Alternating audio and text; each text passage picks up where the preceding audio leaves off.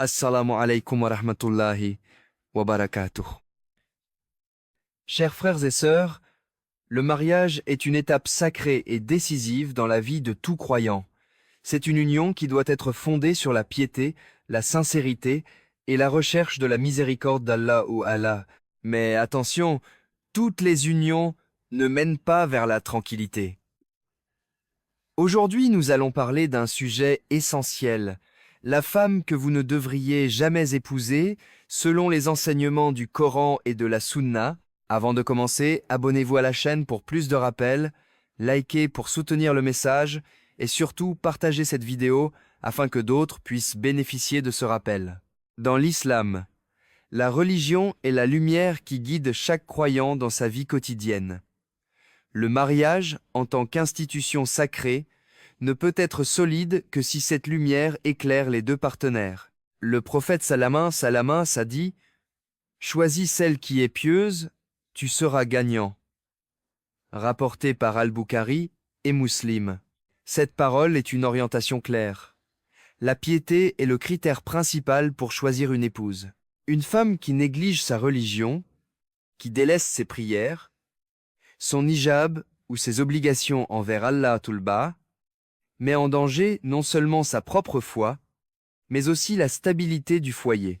Car le mariage n'est pas une simple relation sociale ou émotionnelle, c'est une alliance spirituelle qui doit rapprocher les deux époux d'Allah Du'ala.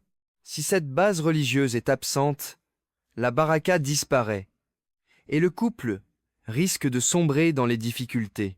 Dans la tradition islamique, la pratique religieuse est considérée comme un élément important dans la construction d'un foyer. De nombreux enseignants musulmans recommandent de rechercher un conjoint qui partage le désir de progresser dans sa foi, d'accomplir ses actes d'adoration avec régularité et d'encourager sa famille à cultiver de bonnes valeurs.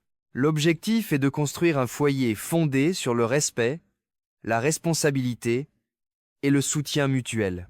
De la même manière, de nombreux musulmans considèrent que la modestie, le bon comportement et le respect des enseignements religieux sont des qualités importantes chez un futur conjoint. Chaque personne avance à son propre rythme dans son cheminement spirituel, mais un engagement sincère envers ses valeurs peut contribuer à créer un environnement familial harmonieux et apaisé. Il est aussi important de rappeler que la négligence religieuse ne se limite pas aux obligations visibles comme la prière ou le hijab.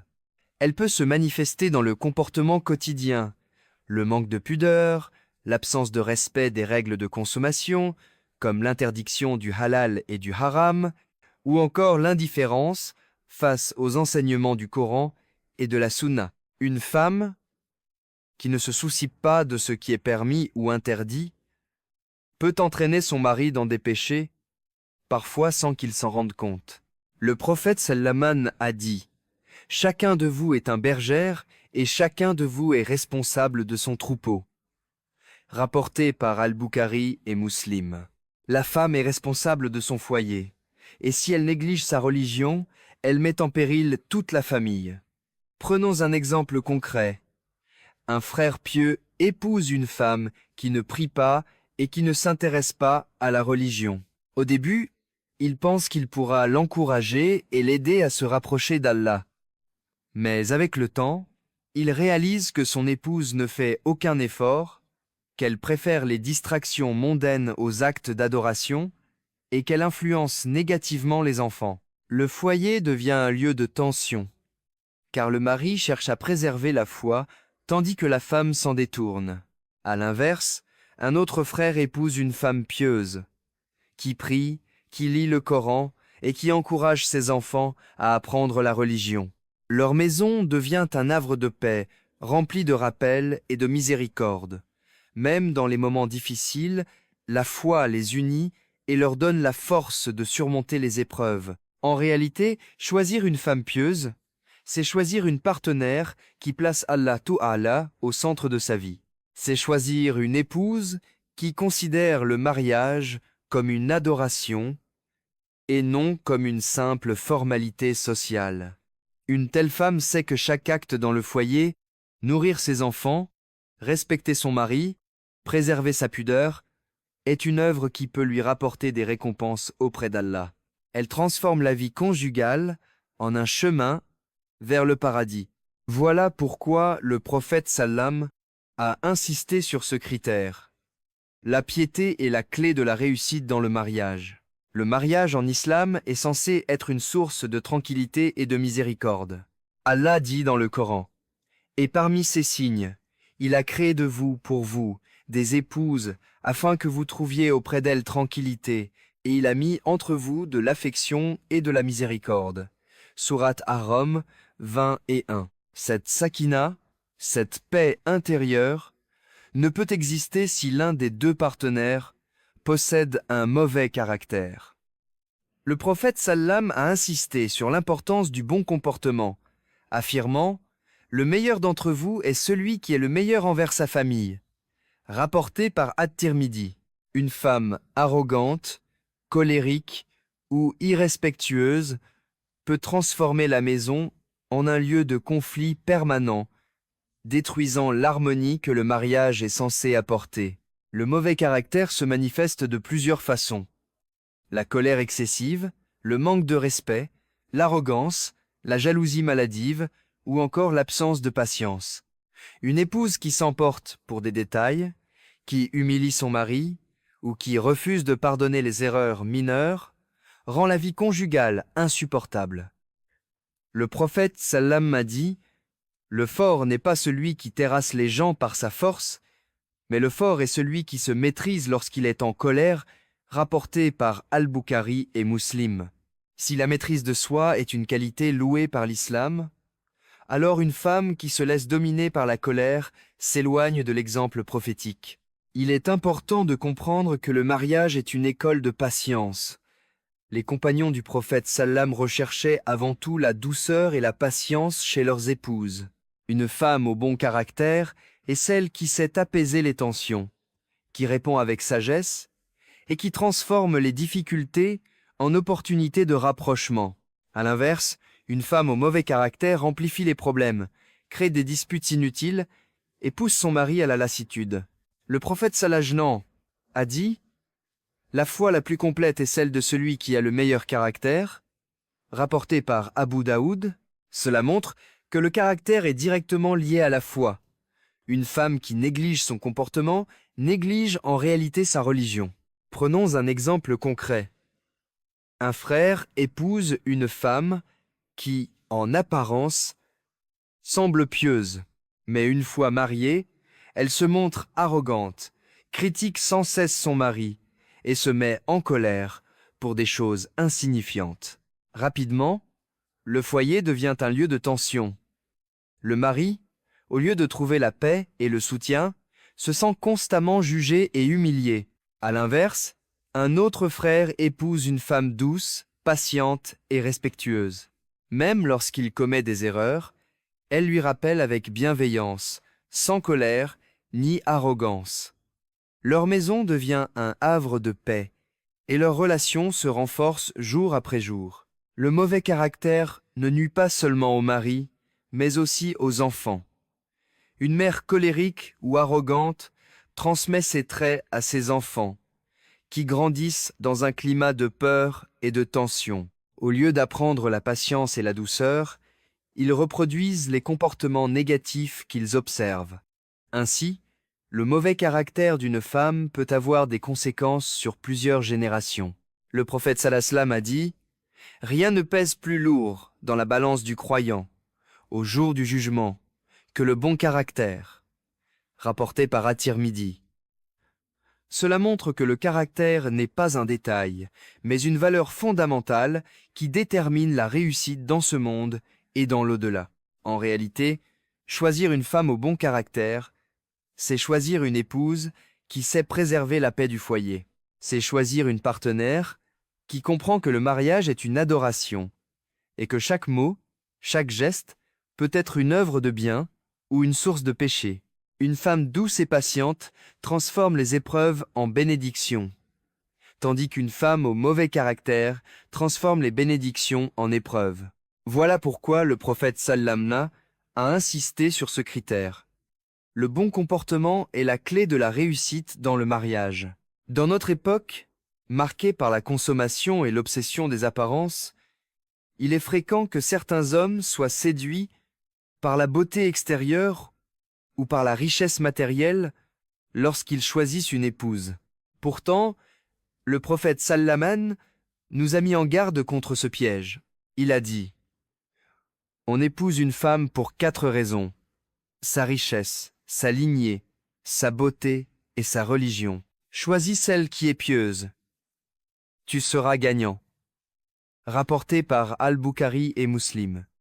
Ce hadith montre clairement que la beauté et la richesse ne doivent jamais être les critères principaux. Une femme qui ne voit le mariage que comme un moyen d'obtenir des biens matériels ou de satisfaire son ego risque de détruire l'équilibre du couple.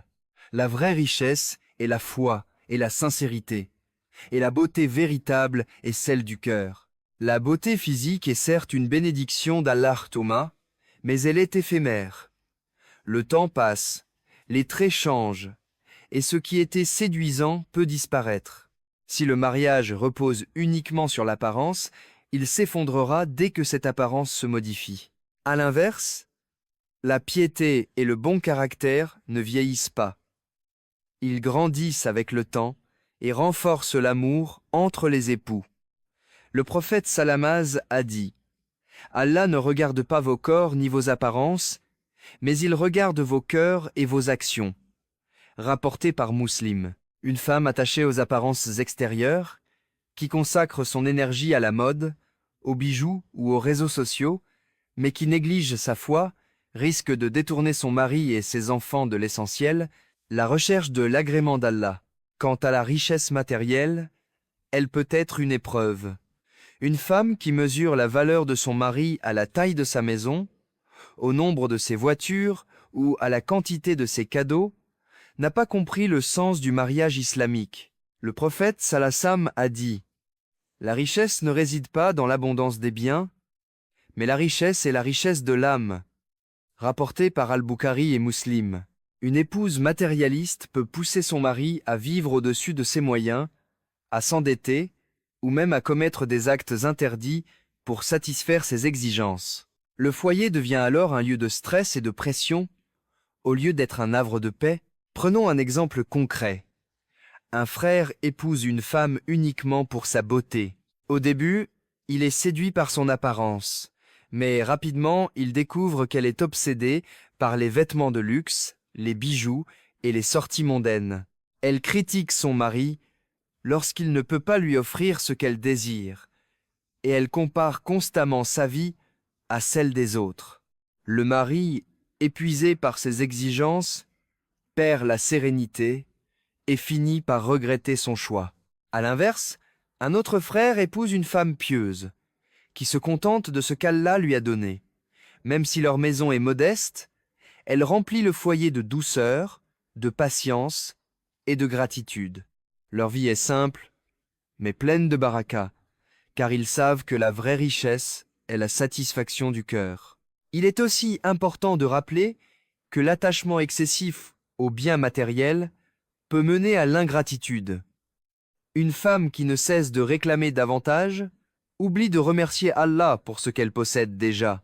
Le prophète sallallahu alayhi wa sallam a dit: celui qui n'est pas reconnaissant envers les gens n'est pas reconnaissant envers Allah, rapporté par Abu Daoud. Une épouse reconnaissante, au contraire, valorise les efforts de son mari, même s'ils sont modestes. Elle sait que chaque morceau de pain, chaque vêtement, chaque toit est une bénédiction d'Allah. Cette gratitude renforce l'amour et la complicité dans le couple.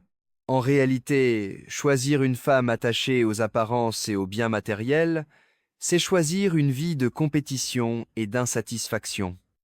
Tandis que choisir une femme pieuse et sincère, c'est choisir une vie de paix et de contentement. Le mariage islamique n'est pas une vitrine sociale, c'est une alliance spirituelle. La femme idéale est celle qui comprend que la beauté et la richesse sont des moyens, mais que la foi et le bon caractère sont la véritable finalité. Voilà pourquoi le prophète sallamna a insisté sur ce critère. La piété est la clé de la réussite dans le mariage, et non les apparences ou les biens matériels. Dans l'islam, la famille est une institution sacrée. Elle est le noyau de la société et le premier lieu où l'on apprend la foi, la morale et les bonnes manières. Allah y a ordonné dans le Coran. Et nous avons enjoint à l'homme de bien traiter ses parents. Sourate Al-Ankabut 8. Le prophète sallam a également insisté sur l'importance de maintenir les liens familiaux, affirmant « Celui qui coupe les liens de parenté n'entrera pas au paradis », rapporté par Muslim.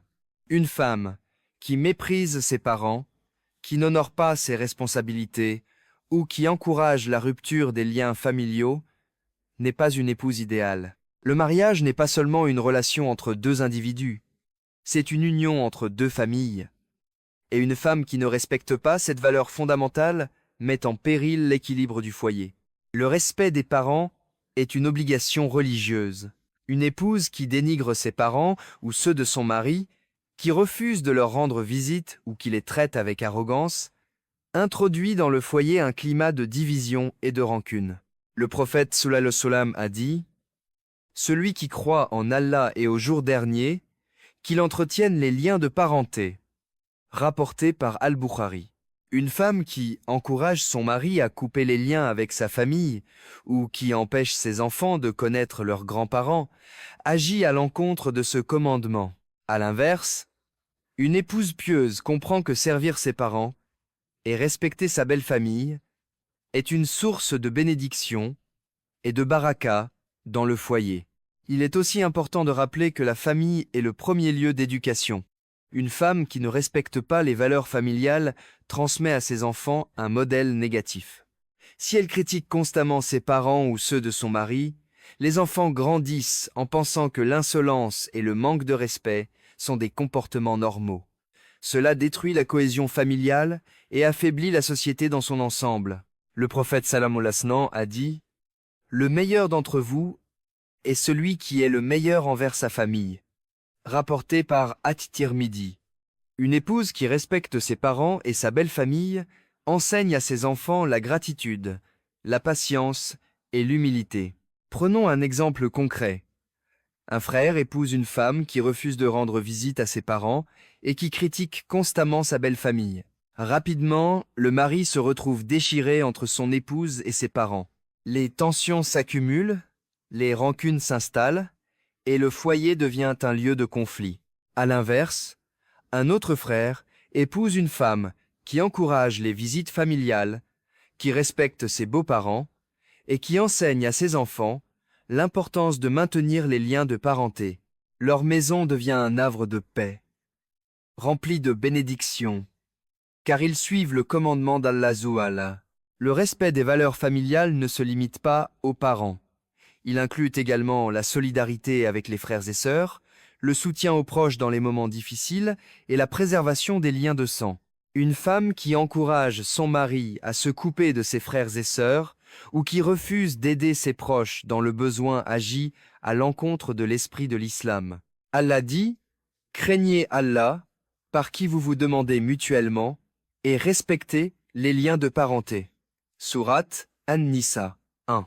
Ce verset montre que le respect des liens familiaux est directement lié à la crainte d'Allah.